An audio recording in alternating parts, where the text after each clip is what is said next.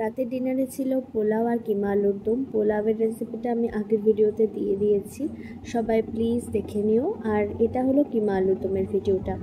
প্রথমে আমি ছোট ছোট আলুগুলো এরকম কেটে তেলের মধ্যে ভেজে নিচ্ছি, একটু হলুদ আর উপর থেকে একটু শুকনো লঙ্কার গুঁড়ো দিয়ে হালকা করে ভেজে নিয়েছি। ভাজাটা যেন উপরটা হালকা একটু লাল লাল হয়ে আসে আর ভেতর থেকে হালকা একটু সিদ্ধ হয়ে আসে, সেরকম অবস্থায় ভেজে নিয়ে আমি আলুগুলো দেখো তুলে নিয়েছি। এরপর দিয়ে দেবো তেলের মধ্যে পেঁয়াজ কুচি দেওয়ার পরে দিয়ে দিয়েছি 4-5টা মতন লঙ্কা, ঝালটা অবশ্যই নিজেরা বুঝে দেবে। তারপরে দিয়ে দিয়েছি টমেটোটা একটু এরকম ভেজে নিয়ে ঠান্ডা করে মিক্সিতে পেস্ট করে সাইড করে দেবো।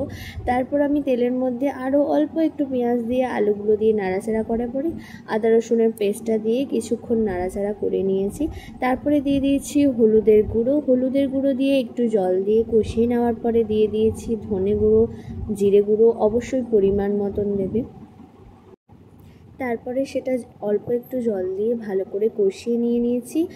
তারপরে সেটা কষিয়ে নেওয়ার পরে দিয়ে দিয়েছি কিমাগুলো। আমি এখানে চিকেন কিমা দিয়েছি, তোমরা এখানে মাটন কিমা দিয়েও করতে পারো। মাটন কিমা দিলে তোমরা একটু আগে থেকে কিমাটা দিয়ে দেবে।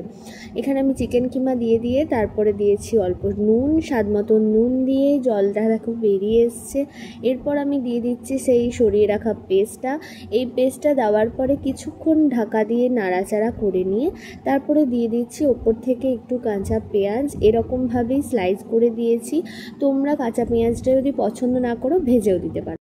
এরপর 5 মিনিট ফুটিয়ে নিয়ে ঢাকা দিয়ে দিলে রেডি আমাদের কিমা আলুর দম।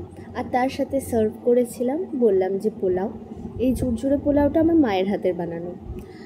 তোমরাও এই কম্বোটা ট্রাই করতে পারো আর এরকমভাবে ট্রাই করে আমাকে জানিও কেমন লাগলো।